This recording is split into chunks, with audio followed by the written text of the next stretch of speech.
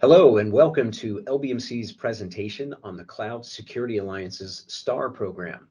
Over the course of our presentation, we'll introduce you to the Cloud Security Alliance, review their STAR program for cloud service providers, and discuss how this program may be beneficial to you, whether you're a cloud service provider or a service consumer. My name is Brian Willis. I'm a senior manager with LBMC. I have been with the firm since 2015, but I've been in the cybersecurity and compliance field for well over 15 years. I am the service line leader for LBMC's ISO 27001 and CSA Star certification service lines. Now, first, if you're not already familiar, let's introduce you to the CSA. The CSA, of course, is the Cloud Security Alliance. They were founded in 2009 in the US. They are a 501c6 nonprofit organization. They have a global presence with offices in the United States, Europe, and Asia. In addition to the CSA's own internal personnel, they have corporate and individual members and contributors. There are 100 plus global chapters of the CSA, so you may search their website and see if there is a local chapter who meets and organizes events in your area. They have working groups and research volunteers contributing to their publications.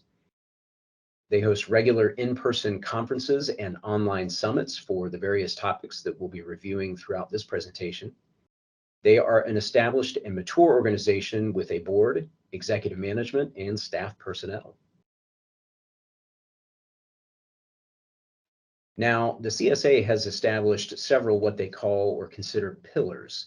You might think of those as the foundational offerings supporting their organizational mission of cloud security. First, primarily, is the CCM and CAKE. These are two security control frameworks that we'll be covering later in this presentation.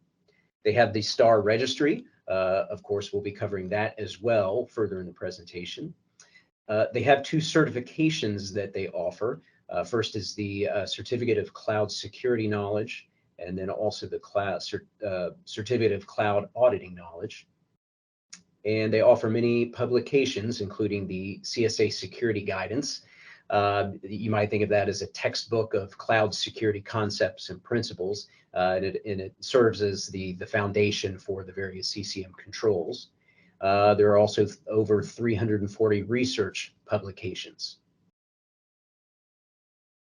The CSA is heavily involved in various industry collaboration initiatives.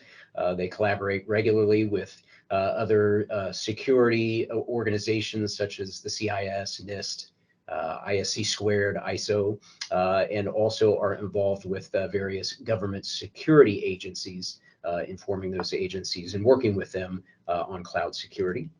And interestingly, the CSA is involved not just in cloud initiatives, but other very high profile security and IT concerns such as zero trust, big data, blockchain, DevSecOps, and Internet of Things.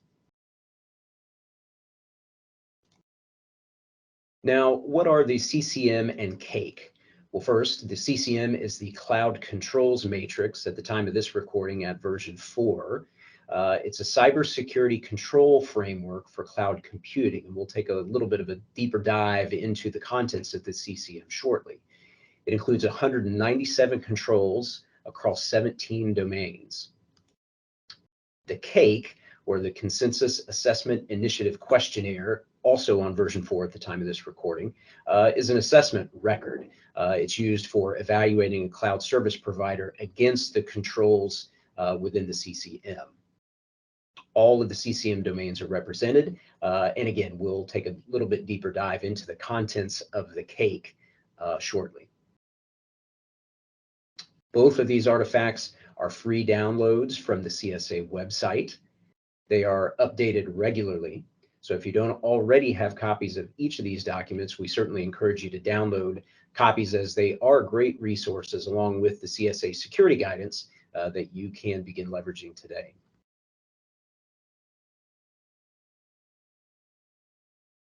Now, the CCM is divided into several domains, similar to other security controls frameworks, and we won't take a dive into each one of these domains, but as you review this list, you'll note that they are very similar to domains that you might see in other controls frameworks, with topics such as change control and configuration management, governance, risk and compliance, identity and access management, logging and monitoring, threat vulnerability management, all very similar to control domains that you'll see in other security frameworks, but again, with controls that are specific to cloud architecture and cloud aspects. First, let's take a look at the CCM, or Cloud Controls Matrix. The CCM includes implementation and audit guidelines for cloud service providers. It defines applicability to infrastructure, platform, or software as a service providers. By applicability, that just means whether each individual control is owned or shared by the cloud service provider, the cloud service consumer, and/or any nested third parties that the provider is utilizing as part of their service offering. So an example might be a software service provider who is utilizing an infrastructure as a service provider to host their software application. And finally, within the CCM, for each individual control, there is a crosswalk between the various CCM controls and the other security frameworks that you see listed here.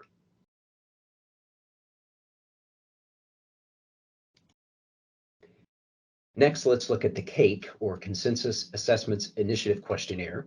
The CAIQ is a third-party and self-assessment record, so that would be completed by an assessor, whether it's an internal assessor or a third-party external assessor or auditor as part of the assessment. It is compiled in a Q&A format, and so the assessor would just simply answer yes or no to each individual question, and there may be more than one question provided to assess a given control. All of the CCM domains and controls are represented within the CAIQ. The assessor provides a response to each CCM control question. And again, control ownership, whether it's client, provider, or third party, or shared between one or more of those entities, is identified. And the completed CAIQ is designed to be provided to third parties or to the CSA as part of a STAR registry listing.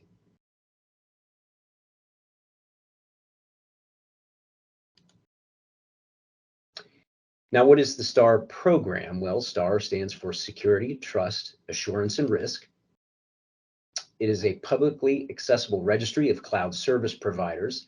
So that includes infrastructure as a service providers, such as AWS or Microsoft Azure or Google Cloud. It includes platform as a service providers, such as IBM or GitHub, and software as a service providers, such as Adobe, Dropbox, CrowdStrike. Incidentally, each one of these providers at the time of this recording is currently listed in the STAR registry. As the CSA says on its website, the registry allows organizations to show current and potential customers their security and compliance posture, and ultimately reduces complexity and helps alleviate the need to fill out multiple customer questionnaires. And that's an important point, because for many service providers, it is a common pain point that they are receiving regularly vendor security questionnaires from their customers. And hopefully, by completing the CAIQ and being registered or listed in the STAR registry, they can minimize the number of vendor questionnaires that they're having to complete.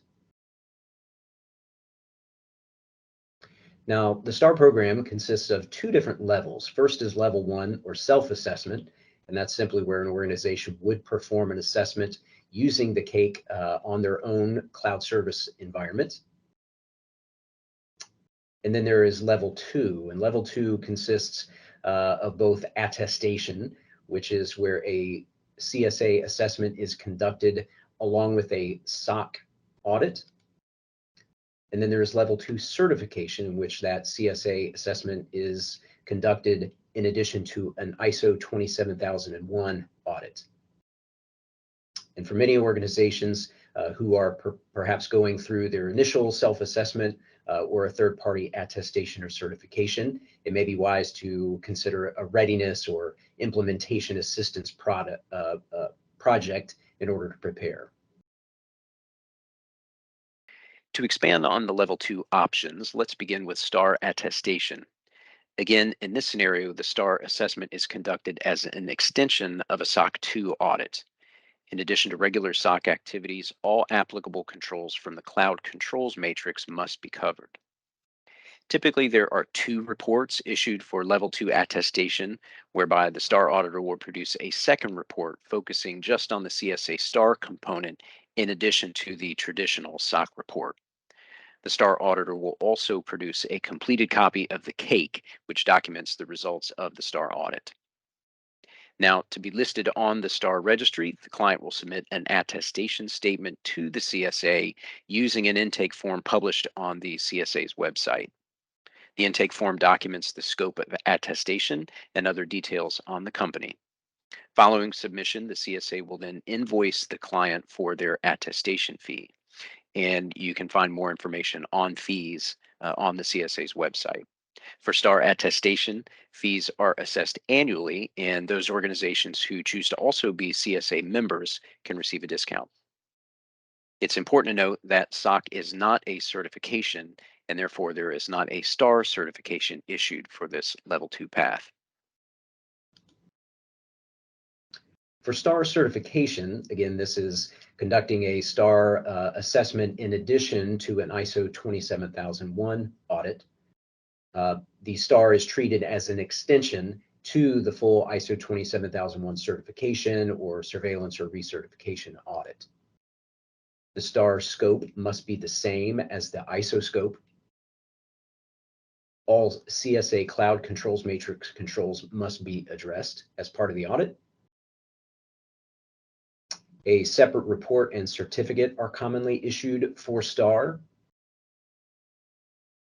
And at the completion of the audit, the certification body submits an intake form, the STAR certificate, and pays some associated fees on the client's behalf.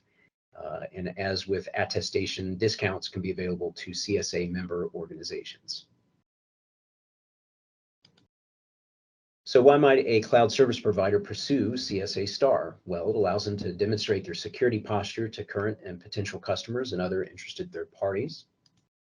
As we discussed previously, it would allow them to supplement or replace the various vendor security questionnaires they're already receiving from their customers. Next, it is a cloud-specific control framework. So unlike other controls, which are IT general controls, the CCM, the cake address cloud-specific architecture, cloud-specific aspects. At the time of our recording, there is currently 2,200 plus STAR registry entries already. That means if you are a cloud service provider, your competition may already be on there, and potential customers are referencing the registry as well.